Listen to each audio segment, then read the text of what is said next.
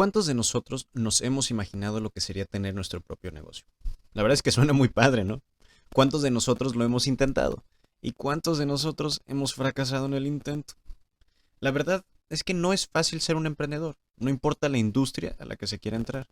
El mundo de la agricultura no es diferente. Tiene sus retos, tiene sus ventajas y también tiene sus desventajas. Lo que sí podemos afirmar es que es una industria que siempre estará ahí, que está creciendo mucho y ha estado ganando visibilidad como un campo al cual invertir.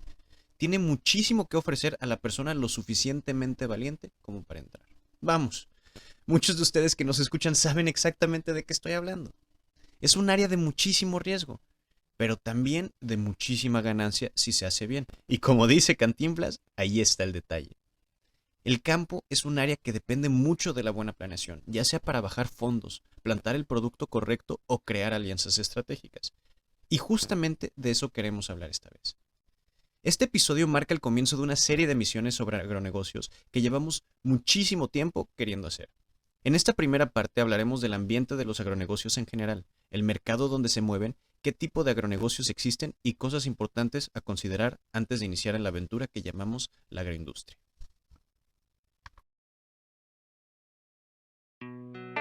Este es Agronauta, donde la tecnología converge con la agricultura, para darle mejores resultados al productor.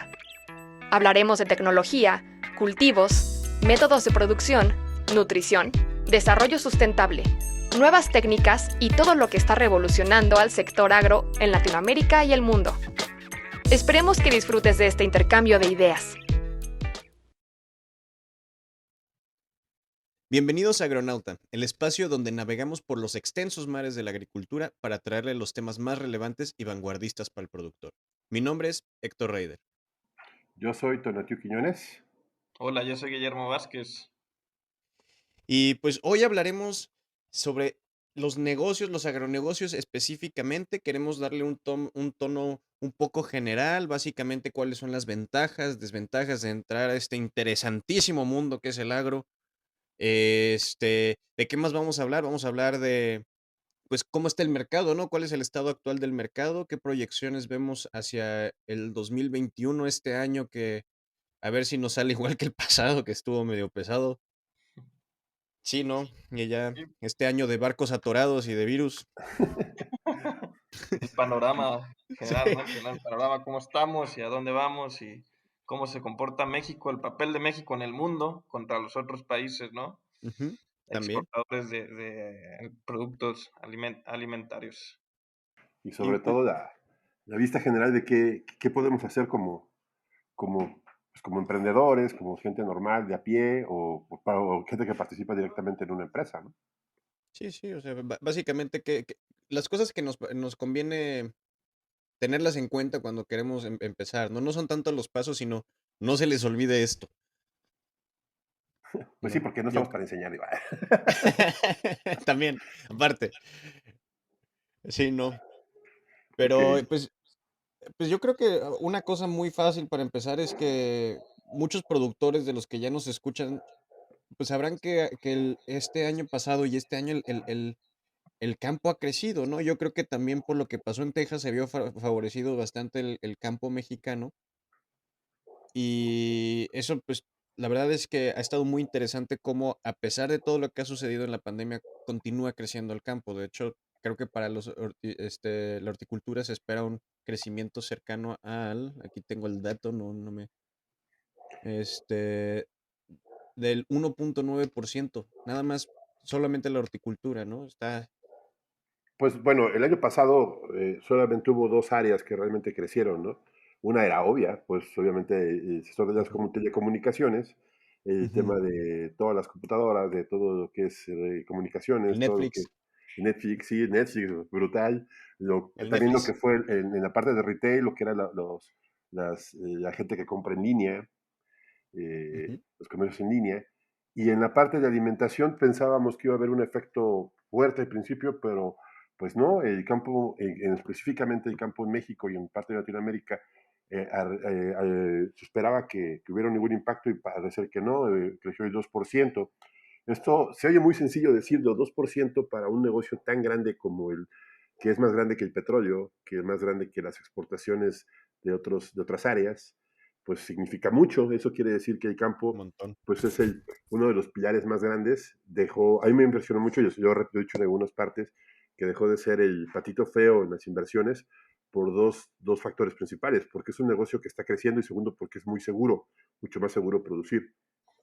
Aparte que, pues bueno, en este caso nuestro país, México, tiene la ventaja de poder tener acceso a dos mares, tener acceso a mercados de alto costo como son Estados Unidos y Canadá, por medio de tierra, que ahora sí podríamos decirse que los tratados de libre comercio van a ser, pues han sido muy beneficiosos para nuestro país, Y aunque pues climas les muy queda mover, benéficos, pero ¿no?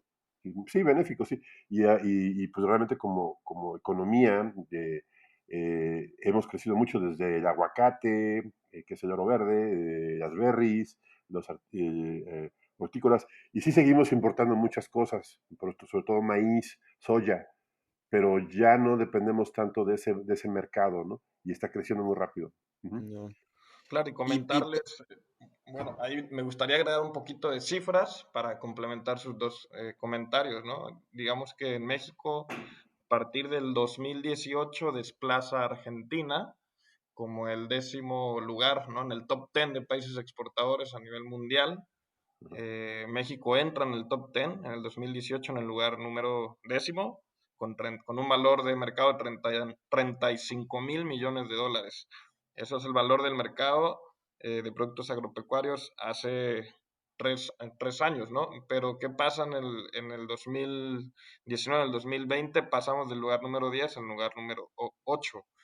Y es que algo que me parece sumamente interesante y mencionarlo, que el valor de estas exportaciones son de hortalizas y frutas y no de granos, ¿no? Como lo dice bien Tona, nosotros Ujú. seguimos importando maíz, soya, algodón, pero nosotros mandamos las frutas y verduras que mucha gente consume alrededor del mundo. Entonces, es ahí donde hay un nicho de mercado bastante evidente y la tendencia es que sigue creciendo. Sí, sí, definitivo. definitivo. De hecho, hasta el de soya, los granos también crecieron. Ahora, en esos también caímos, unos cuantos lugares, pero se debe a que China entró con todo, pero Sí. con todo. Entonces, ahora sí que cuando China decide hacer algo es difícil competir con ellos, ¿no? Entonces, no hay que, Oye, pero también pero yo tengo entendido que, bueno, en nuestro país estamos empezando a experimentar en algunos cultivos. Por ejemplo, el tema de la soya se está volviendo importante, tanto así que ahorita el tema de las heladas y todo esto en la parte de Tamaulipas, inclusive con la parte de norte de Veracruz y parte de la península que se está sembrando ya mucha soya, pues hubo hoy un tema con el frío, ¿no? Me sorprendió mucho ver que ya México está produciendo su propia soya, porque antes no. Obviamente estas semillas no se producen en el país, se importan, pero aún así sigue siendo interesante el crecimiento que hay en esta rama, ¿no? sí, definitivo. Pero hay una cosa que sí dijiste que quiero regresar a ese tema y me parece interesante, es que mencionaste que es un mercado bastante seguro, pero yo creo que hay algo que vale la pena mencionar gracias a los cambios climáticos y gracias a cómo esta pandemia movió la logística y de Ujú. transporte y todo eso, es que aunque la producción es segura, gracias a los cambios en la cadena de producción, puede haber otros riesgos que no se tenían planteados, Exacto. ¿no? Sí, por En- ejemplo, yo escuché a una gente que producía carne de cordero. La carne de cordero la estaban mandando a Estados Unidos vía Texas.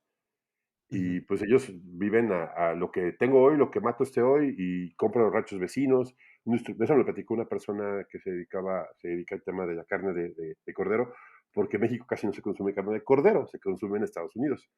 Y aquí en México se estaba produciendo. Al momento de que cierran la frontera, pues se quedan con todos los animales de este lado y empiezan Ujú. a pues no tener dinero, porque pues si no lo venden, pues no le pueden pagar, entonces va para abajo y no se produce tanto cordero y empieza a haber problemas y gente que quebró por este tema. Hablamos de un tema de logística, de que cerran fronteras. Obviamente, pues los alimentos no fueron tan acribillados por los cierres de fronteras, porque pues hoy sí entran en contenedores, todo esto, pero aún así este cambio de consumo trajo variaciones en el mercado, ¿no? Claro. Sí, claro. De hecho, se espera, por ejemplo, con todo esto de la pandemia, que aumente el consumo de frutas altas en vitamina C, ¿no? Por ejemplo.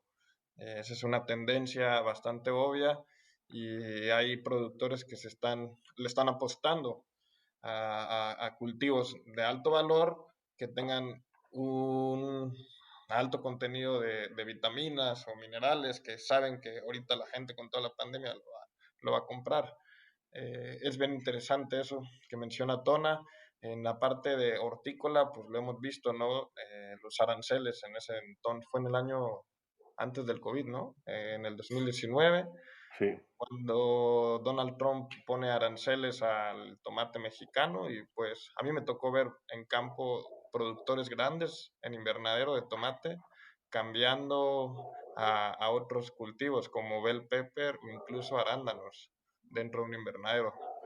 Y es impresionante cómo el mercado afecta o bueno, influye en este tipo de agrícolas. Sí, definitivo. Y uno pensaría que eso haría que se vendiera más en mercado nacional, ¿no? Sin embargo, las estadísticas parecen indicar que lo que sigue creciendo es la exportación. De hecho, se sigue separando todavía más las ganancias de exportación que las de importación. Entonces, algunos dicen que, o sea, algunas estadísticas dicen que se debe también a que pues estamos en crisis económica, entonces la gente tiene menos para gastar en ciertos productos que entonces vale la pena más venderlos en otro lado donde hay más dinero, ¿no? sí. Sí, claro, un ejemplo bastante evidente es el del tomate. Digamos que el 100% del tomate que se produce en México, el 50% se exporta a Estados Unidos y bueno, a Canadá también, pero el 98% de las exportaciones de tomate mexicano es para Estados Unidos. ¿Y qué pasa cuando el mercado lo cierran allá o aranceles o simplemente se baja la demanda? Pues hay una sobreoferta en el mercado nacional, se bajan los precios, que es lo que pasó en este ciclo, ¿no? En Sinaloa estaban tirando los tomates porque la caja estaba en 50 pesos. Y pues ahí es donde pues se ve claramente también lo que dices. El valor del mercado del tomate de exportaciones supera los 2.000 millones de dólares en exportación. Y pues como dice Héctor, sigue creciendo y obviamente lo estamos viviendo. Sí, y también otro tema interesante, bueno, eso lo escuché, lo vi en las noticias y lo vi en varios temas, el tipo de consumo ha cambiado, sobre todo en la Ciudad de México, con eso de que hubo necesidad de cerrar algunas zonas, cerraron los mercados y cerraron algunas zonas para comprar alimentos. Obviamente, pues no cerraron al señor Walmart, ¿no? Pero sí cerraron a la tiendita de la esquina, o la tiendita de la esquina tuvo que adaptarse vendiendo frutas y verduras, pero los mercados regionales empezaron a tener problemas.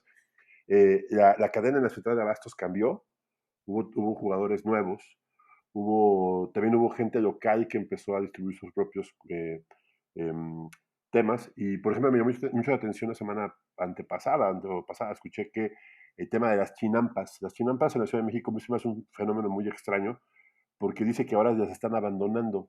Primero por dos razones interesantes. Una es que pues la pandemia pegó duro en esa zona y muchos de los dueños de chinampas fallecieron y los hijos pues no tienen esa vocación de cultivo y otros están cambiando el uso del suelo, pues ya sea por habitacional o simplemente pues recreativo o nada, digo, ahí se quedan las chinampas útiles cuando realmente pienso, y lo hemos platicado muchas veces, que es el modelo más eficiente de cultivo, ¿no? La chinampa.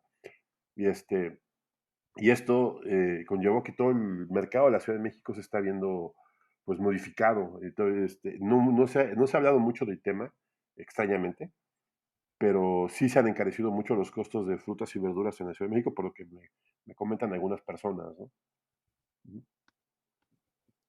Claro, yo creo que ahí es donde entramos a ya más de lleno al tema de hoy, que es justamente que es Exacto.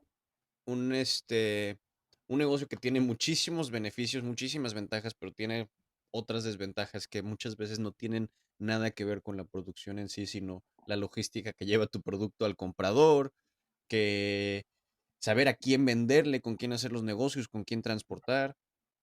Muchas veces todo el manejo de los nutrientes o se requiere cierto conocimiento especializado para ciertos manejos, sobre todo si uno quiere expandirse o cambiar los sistemas que requieren asesoría. Esas son desventajas, pero si funciona bien, funciona, Ujú. ¿no? Eso yo creo que todos los productores que nos están escuchando lo pueden confirmar. Todos los productores y productoras, porque también hay un incremento fuerte también en la influencia de las mujeres en el campo. Sí, y también lo que dice la frase que maneja Memo, que es muy cierta, que tienes que empezar a aprender y te va a llevar 100 años. Bueno, obviamente hay gente que te ayuda a que esto sea menos doloroso. Y aquí yo creo que, bueno, en mi experiencia, te digo, lo que yo he tratado, que he trabajado en hidroponía y he visto gente que trabaja esos temas, principalmente va a haber fracaso. Y que tú te puedas levantar de ese fracaso y de ese error y aprender, te va a llevar a seguir adelante. Y sobre todo si vas a emprender un negocio, que pienses mucho primero en, en hacer un plan. Yo creo que la idea de un plan de negocios, como le llamamos a este episodio, el plan de negocios empieza desde que dices, quiero producir esto, quiero producir tomates, quiero producir esto. Ahí empieza tu plan de negocio. Y el plan de negocio no termina nunca, porque se tiene que ir adaptando con respecto a todo tu producción, que eso, pues, si lo haces bien, nunca va a acabar. Y pensar en innovar y pensar en cosas nuevas. De qué tan rápido lo hagas y tan rápido lo pienses, eso va a ser el secreto. Y lo más padre del agro es que eh, no se trata de secretos, se trata de aprendizajes, porque información hay en muchos lados y ustedes me pueden decir que es cierto, o sea, no se trata de que tú vayas a agarrar un secreto de Estado, puedes traer al mejor de los agrónomos del mundo y si estás haciendo las cosas mal, la vas a regar. Pero si traes una persona y tienes la motivación y la curiosidad y te involucras para poder hacer las cosas bien, tienes gran posibilidad de tener un éxito, ¿no? Y sobre todo que piensas en qué es lo que vas a vender y qué es lo que vas a producir, ¿no? Sí, sobre todo ahí me gustaría agregar a tu comentario, Tona. A mí me ha tocado ver en campo, creo que un factor común de los agricultores mexicanos es que la parte comercial la tienen un poco desatendida. Eh, Ujú. Al principio se preocupan siempre porque, pues bueno, ya va a llegar la fecha de siembra y pues no tengo mi planta en tiempo o, pues no tengo insumos suficientes o no tengo suficiente línea de crédito o así, ¿no? Y la parte comercial de tener el producto ya vendido, ya digamos por una agricultura de contrato donde yo me comprometo con una comercializadora con cierto volumen a un precio estable, eh, lo dejan lo dejan a un lado, ¿no? A lo mejor hasta para, ya cuando empiezo a cosechar digo, ¿y ahora qué? A ver cómo está corriendo el mercado, ¿no? Y hay veces que pues, el mercado pues va a estar volátil dependiendo de todo lo que esté pasando en el mundo. Y yo creo que hay un área de oportunidad ahí en cuanto al plan de negocios. Desde mi punto de vista es sumamente importante. Concuerdo contigo en que no deja de ser necesario trabajarlo, hay que irlo adaptando conforme vamos avanzando en nuestro proceso de producción y sobre todo prestarle muchísima atención a esto, ¿no? A la comercialización, a cómo se comportan los mercados, cómo... Hay algo bien interesante que hace como 2 meses me comentaron ahí en un invernadero en Querétaro. Me decían, ¿sabes por qué Querétaro está creciendo en bell pepper? eh, en invernaderos de superficie para bell pepper, para exportación a Canadá y Estados Unidos. Y yo digo, no, pues es un cultivo estable, rentable. No, me dice, no, pues es que Canadá, los invernaderos de high-tech de Canadá están usándose para producir cannabis. Entonces, la necesidad del consumo de bell pepper en Estados Unidos, ya Canadá le dio prioridad al cannabis, entonces México lo está tomando, ¿saben? Ese mercado. ¿Y en dónde? Pues en Querétaro, en Bajío, en otros estados. Pero eso es un ejemplo claro de cómo lo que hacen en otros países afecta en nuestro México y en nuestra producción. Claro, ya es un mercado completamente globalizado el del agro, ¿no? Sí, y aparte, la mayoría son commodities, ¿no? Y se van moviendo con precios de mercado, el precio de la naranja, y hablamos de volúmenes grandes, ¿no? Volúmenes grandes que son una gran parte de las exportaciones, pues dependen de lo que se produzca en este país y cómo lo muevas hacia allá. Por eso un jugador puede ser tan simple o tan complejo como se lo quiera hacer, ¿no?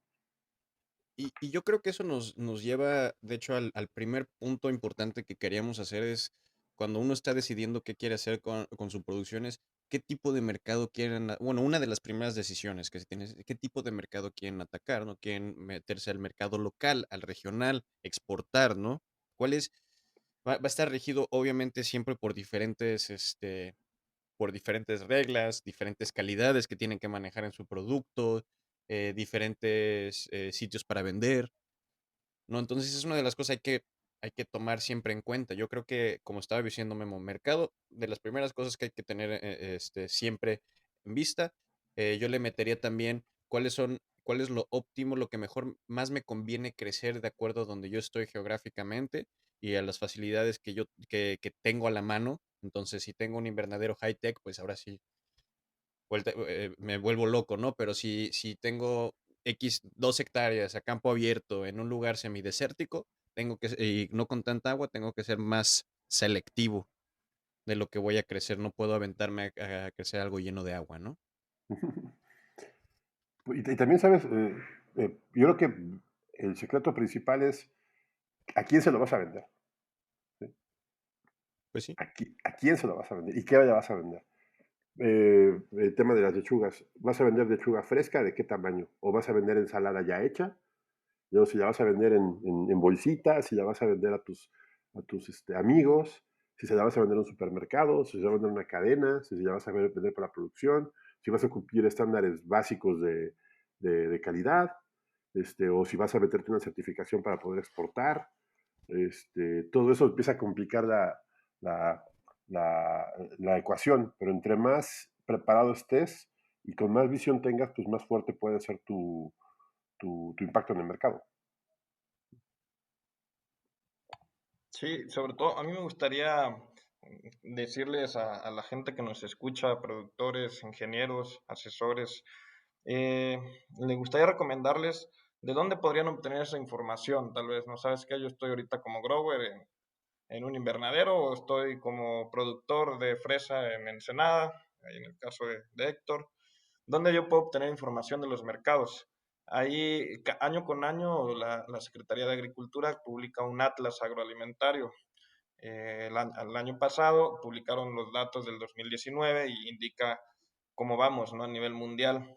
El año 2020 ya somos el país número 7 a nivel mundial en producción o exportaciones agroalimentarias, perdón. ¿Y Uh-huh. cuáles son los principales productos que exportamos como país agroalimentarios? El primer lugar es la cerveza, con un valor de más de 4.800 millones de dólares. El aguacate es el oro verde, como bien lo mencionó Tona al principio, más de 3.000 millones de dólares. Las berries, más de 2.600 millones de dólares. El jitomate, casi los 2.000 millones de dólares. El tequila, ahí entra fuertemente con 1.800 millones de dólares.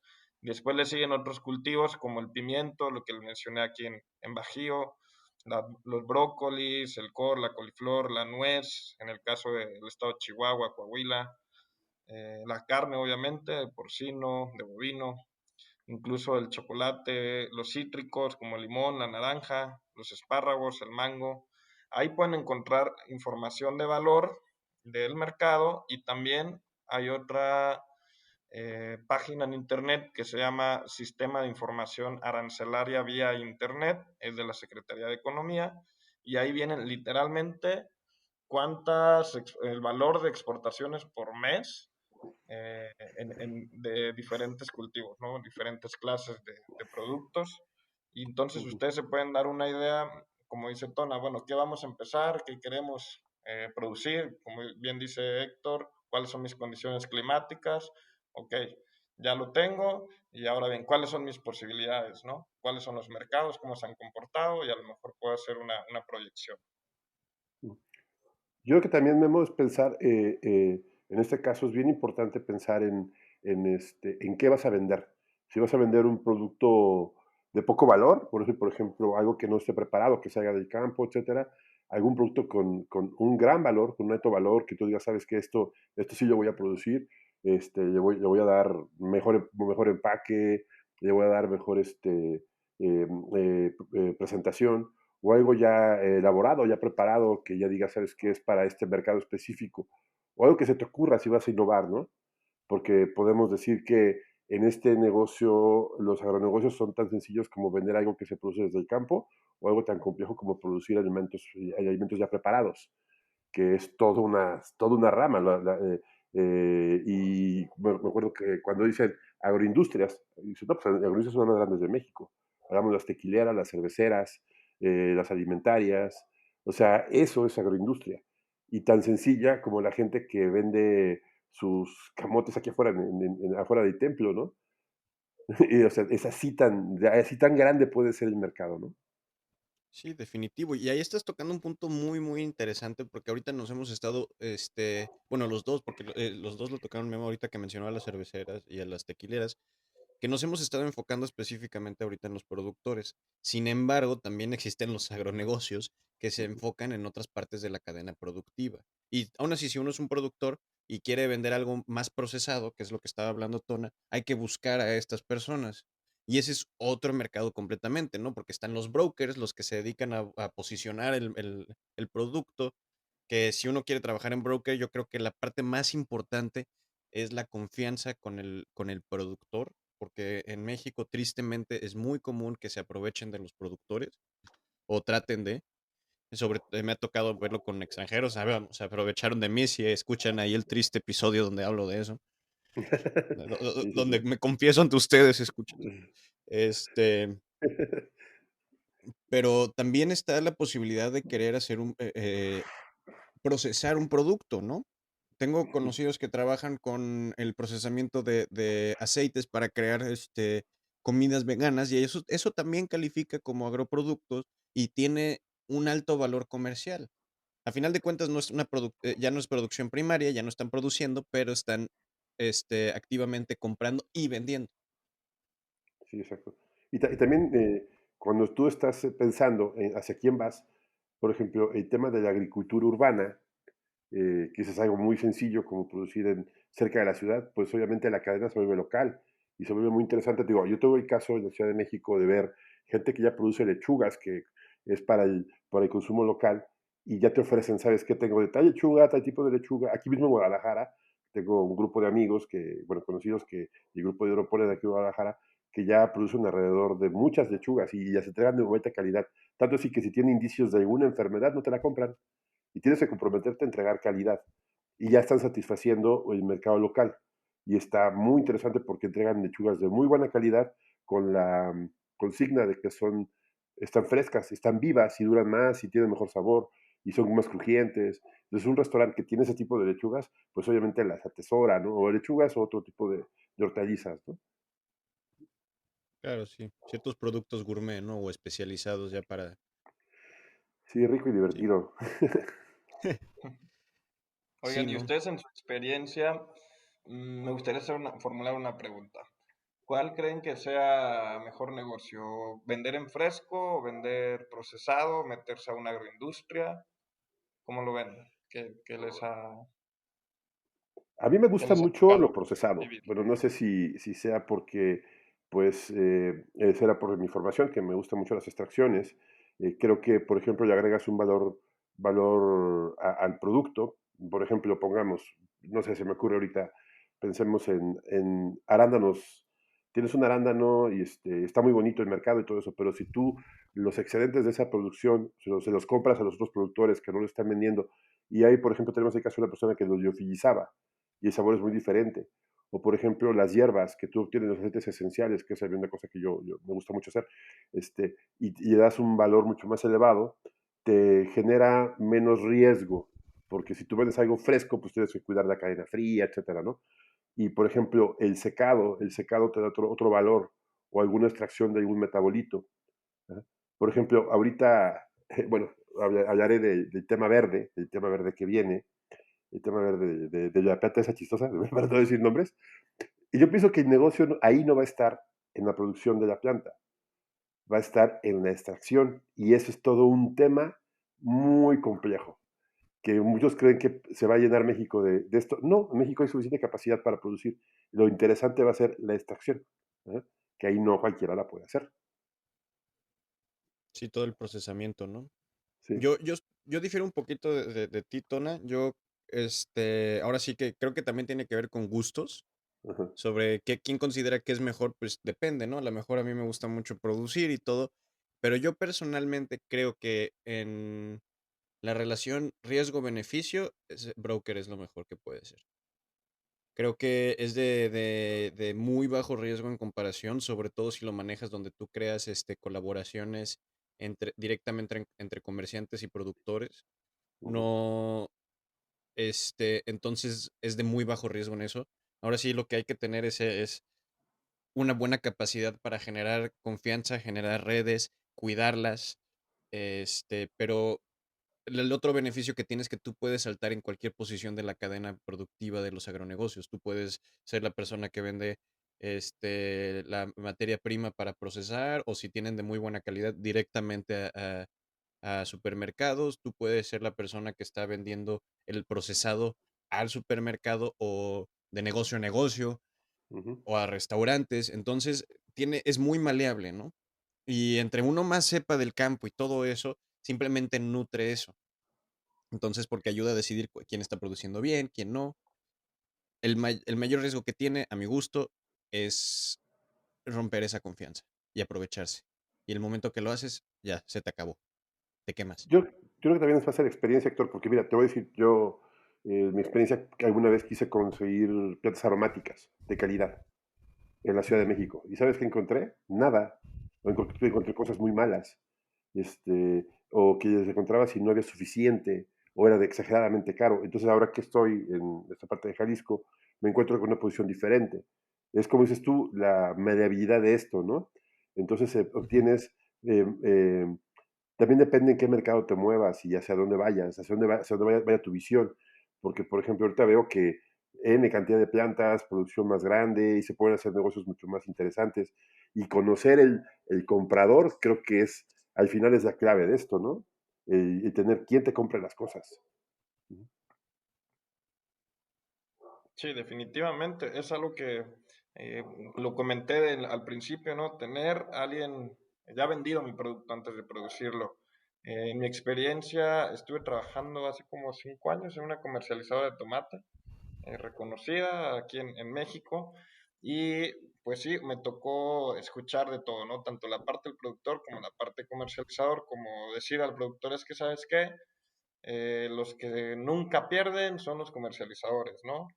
Y acuérdense que aquí en México está fuertemente presente la cultura del coyotaje, ¿no? De que llega un famoso coyote a campo abierto y, oye, yo te compro, te doy porque las voy a mandar a Bastos. Y bueno, entonces hay de experiencias como la que lamentablemente le pasó al amigo Héctor. Y me ha tocado escuchar también experiencias por parte de las comercializadoras que dicen, ¿sabes qué? Yo tenía un contrato con X o Y productor a tal precio, pero de repente el mercado abierto sube de precio y entonces ya no me cumplen el contrato. El productor decide venderlo como a precio de libre mercado. Entonces hay de las dos. Ujú. Me ha tocado escuchar. Y sí, también en la parte de productos procesados no tengo mucha experiencia ahí. La verdad es que la parte de frutas y verduras que no se exportan como fresco, algunas de ellas tienen mercado de proceso, por ejemplo la fresa, ¿no? Pero ahí los productores de fresa, pues obviamente le exportan, perdón, le apuestan más a la exportación de fresco que de proceso, porque ellos como productores al venderla a una procesadora se les paga más barato que a una exportadora. Sí, claro. Por eso ahí vienen los de productos de primera, de segunda, de tercera, y lo que tú vayas comprando, ¿no? Si compras scrap, no sé qué vayas a producir. Y ahí es donde ahí es donde juega el papel de tener la capacidad. Por ejemplo, a mí me llamó mucho el tema el secado. El secado, tú, por ejemplo, ¿cuánto cuesta un kilo de manzana? Un kilo de manzana te cuesta 40 pesos y un kilo de manzana seca te vale 150, 200 pesos. Obviamente requieres muchas manzanas para poder secar. Y es un proceso complicado porque no es que yo lo quiera secar y ya se va a secar bonito, ¿no?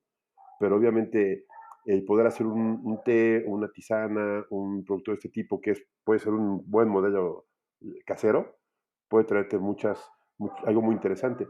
Y no siempre el mercado es fácil en ese tipo de cosas, ¿no? Porque tú te pones a secar algo, a hacer algo y mezclarlo, y vas y lo quieres vender y te van a decir que no. Lo primero que te van a decir en cualquier quieras vender algo, te van a decir que no. Ya tienes que tocar la puerta 3, 4 veces y te van a abrir, ¿no? Y eso es lo complicado de un agronegocio, ¿no? Claro. Pero el momento que te abren la puerta puede ser muy recurrente, ¿no? Sí, definitivamente. Y por ahí me gustaría tocar otro tema que es de referente a esto, obviamente, acerca de la normatividad, ¿no? Y todas las certificaciones que le piden a la gente que exporta, ya sea a Estados Unidos, Canadá, Asia, Europa, siempre le va a pedir que estén certificados. Y pues eso a mí me ha tocado vivir lo que siempre están, cuando hay auditorías, los productores, pues no, hombre, están Están pariendo más que chayotes, ¿no? apurados y sí ponen a correr a todo el mundo, a todos sus proveedores y a toda su gente, ¿no? Que trabaja para ellos y pues sí, es algo que también nos falta por ahí un poquito ser más estrictos, pero es Ser más importante formales, ¿no? mencionarlos. Sí, más formales. Sí, eso es lo que, es que estos años han obligado, yo creo, mucho al productor mexicano a pasar de los métodos informales, del el trato se hace con las manos y a tener todo más firmado, a tener un rastro de papeles importantes para demostrar que se hicieron tales y tales y cuantas cosas. Creo que en general creo que eso es muy bueno. O sea, obviamente son pasos extras, pero creo que esos pasos extras ofrecen un tipo de seguridad que antes no se tenía. Que a final de cuentas, si algo llega a pasar, uno puede regresar. Este es el papelito. Ahora, algo que me metieron a la cabeza mucho es que durante la maestría, es que si llegas al momento donde ya estás hablando de tener que regresar al contrato para ver cómo se tienen que hacer las cosas, ya perdiste la confianza con la persona que estabas hablando. Significa que ya no hay confianza en la relación porque tienes que regresar al contrato, ¿no? Entonces, Sí. hay que tomar en cuenta que un contrato es o sea, sí hay que firmarlo, sí hay que tenerlo desde el principio, pero si ya estamos llegando al punto donde ya la relación ha llegado a tal punto donde tengo que decir que esto es lo que quedamos en el contrato y se tiene que respetar, yo ya pensaría que también está esa relación y qué Y tanto también es parte conviene. de lo que tenemos como idiosincrasia, ¿no? O sea, que nos estamos luchando siempre con querer ganar y que yo gano aunque el otro pierda, ¿no? Creo Sí, que también una ventaja que tienen los agronegocios es que es un negocio gana-gana, ¿no? Y se pueden hacer los negocios como se hacían anteriormente, en muchas formas, ¿no? Que yo siembro o yo produzco, yo seco, yo compro, yo distribuyo y no me interesa mucho la cadena. Aquí lo interesante de los negocios es que importa toda la cadena.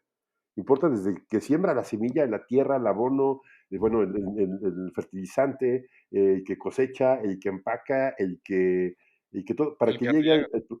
sí, y que llegue el productor. De parte, un tema interesante que ya el doctor nos va a decir mucho tiempo, que también seamos amigables con el medio ambiente, que seamos sustentables, que hagamos las cosas bien, que tengamos una buena manipulación de los elementos y más, todos esos detallitos nos van a tener una ventaja grande, ¿no?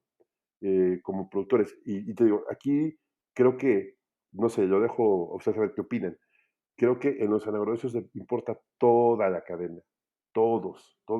¿Por sí, qué? Porque es un producto definitivo. que va a la boca de una persona, ¿no? Hay un caso que me tocó escuchar también, Tona. Ujú, La gente que exporta a Estados Unidos y le vende a Walmart, Walmart también tiene hace sus propias auditorías y ujú, también ahora está pidiendo la parte social, es cómo viven tus trabajadores, ¿no? O sea, ujú, literalmente, pues sí, son tus capataces, esos son los supervisores de producción y todo, pero van a supervisar que su casa, en el rancho donde vivan, esté en condiciones dignas de vivir. Eso es para Walmart. Entonces, pues va para allá, es una realidad y como dices tú, la sustentabilidad también juega un papel muy importante que pues estamos caminando en ello. Sí. Y se va a volver una cosa que es Yo creo que y ya lo hablaremos más en el episodio de la sustentabilidad en los agronegocios, pero es una manera, la definición dentro de esto es una manera de que el negocio dure para las generaciones próximas. Entonces, seguir un template, un borrador, digamos, sustentable en la manera en la que estamos haciendo los negocios, es básicamente hacer un borrador para que nos dure por muchos años. Entonces, pero bueno, ya tocaremos ese tema un poquito más. Yo creo que hay otras cosas que podemos mencionar ahorita. Por ejemplo, yo creo que algo que se nos olvidó mencionar es literalmente a lo que todos nosotros nos dedicamos y que también cuentan como agronegocios. Este, es que queremos quedarnos nuestros secretos, escuchas, eso es lo que pasa. No queremos Ya que sepan suéltalo, la Héctor, ya atención. Ah, suéltalo. sí. Eh, Pero pues ese es otro lado de los negocios, ¿no? Que no hay que olvidar, pues nosotros nos dedicamos a, pues en el caso de Tonomi nos dedicamos principalmente a la tecnología, pues tú te dedicas a nutrientes y manejo de nutrimentales principalmente, ¿no, Memo? Sí, comercialización igual de fertilizantes para el mercado de alto valor en el norte y centro de México.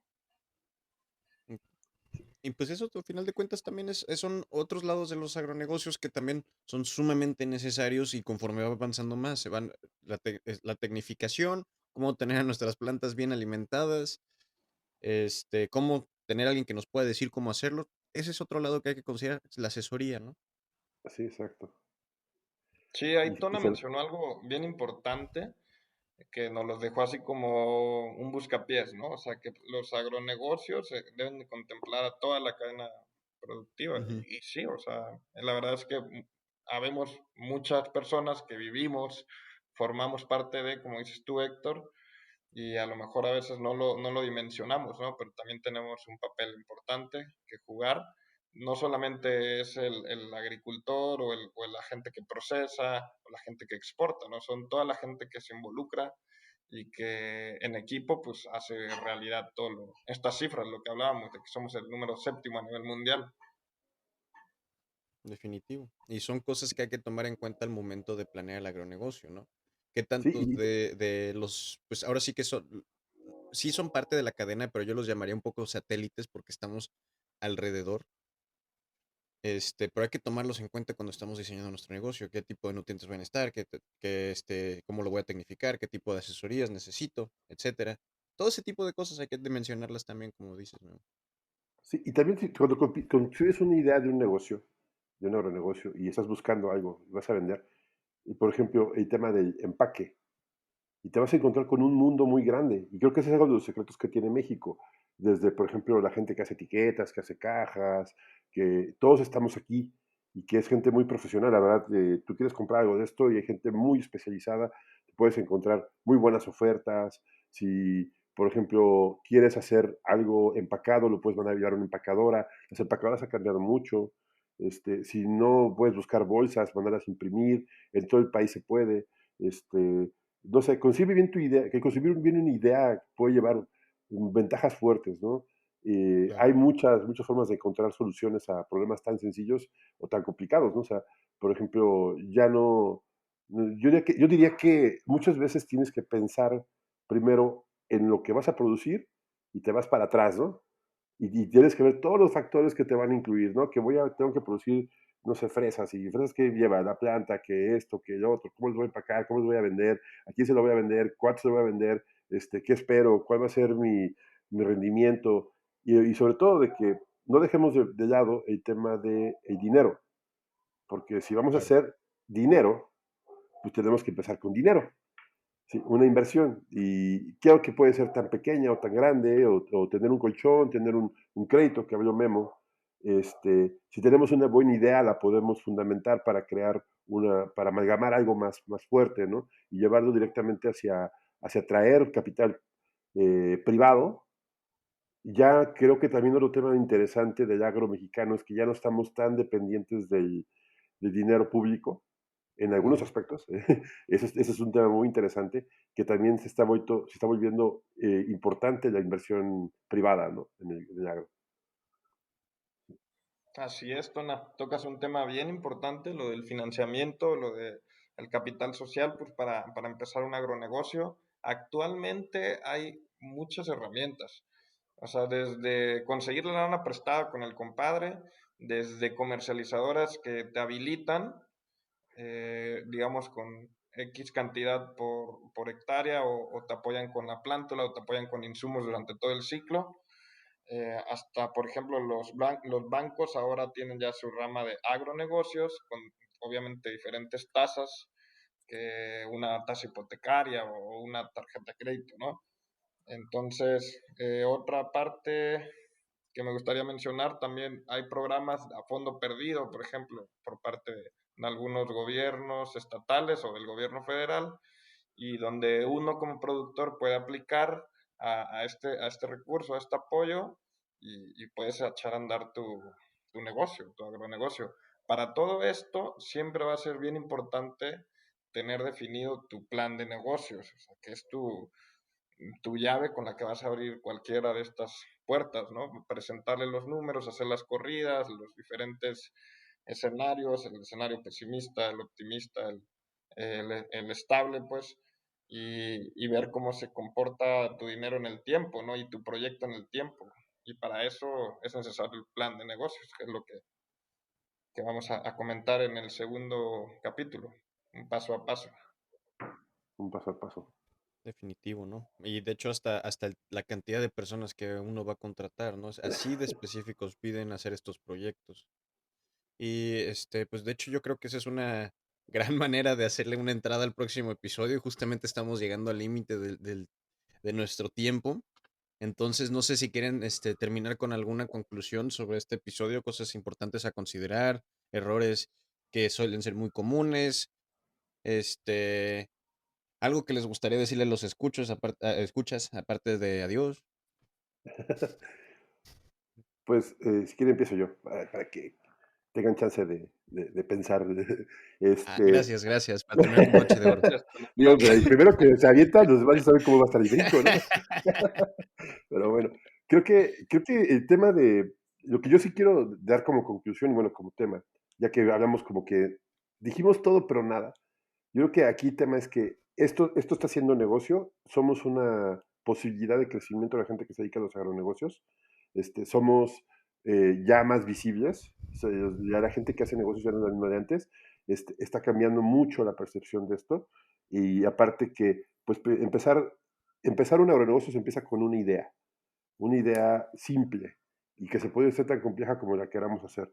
Y como tal, o sea, no tener miedo, pero sí cuesta muchísimo trabajo encontrar todos los factores y todo el valor que se requiere para aventarte, que va a haber problemas, sí los va a haber, pero tenemos que buscar la forma de que se minimicen, ¿no?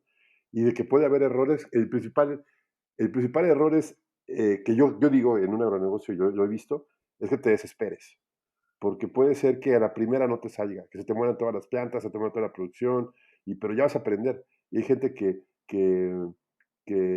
lo deja a un tercero y se le mueren, etcétera. Me ha tocado ver casos de que siembran sus lechugas y las dejan a un tercero y cuando llegan, oye, pues se murieron todas, sí, pues es que tienes que estar ahí.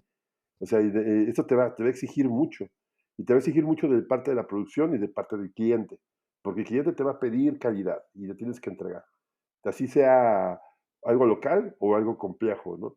Y va a ser mucha presión. Pero en un momento que agarres camino y agarres disciplina, supongo y creo, y yo lo valoro, lo veo, que es mucho más fácil para una gente que produce en el campo el mantenerse con respecto al tiempo, ya un negocio ya estable, ¿no? Ujú. Así es, Tona. A mí me gustaría contarles a los que nos escuchan que tú y yo nos conocimos en un diplomado de agronegocios en el Exacto. 2018 en Guadalajara, un diplomado de seis meses aproximadamente, donde vimos a lo largo de ese tiempo pues muchos temas. Ahorita les dimos como un toque de más o menos lo que se tiene que tomar en cuenta, pero respondiendo a la pregunta de Héctor, yo creo que el error más común es la falta de planeación y la falta de un plan de negocios, que es que involucra pues lo que comentamos ahorita, desde comercialización hasta cuántas personas necesito trabajando en mi operación. Yo veo que hay un cambio generacional, amigos. O sea, yo veo que viene gente nueva, venimos los millennials y, y hay un cambio de mentalidad de productor a empresario, agroempresario. Entonces, me gusta bastante. México tiene un potencial enorme. Lo hemos platicado en otros episodios un poco más técnicos. Vamos por un buen camino, tenemos potencial y yo creo que este trabajo lo debemos de hacer en equipo. Y eso, invitar a los escuchas al siguiente episodio donde daremos a detalle, ¿no?, el plan de negocios y otros datos importantes a considerar que no pueden faltar en su planeación. Sí, y a mí me gustaría agregar un poquito más. De hecho, me gustó mucho cómo lo dijiste de agroempresarios. Estoy de acuerdo con lo que están diciendo totalmente de que está cambiando mucho el paradigma del agro últimamente.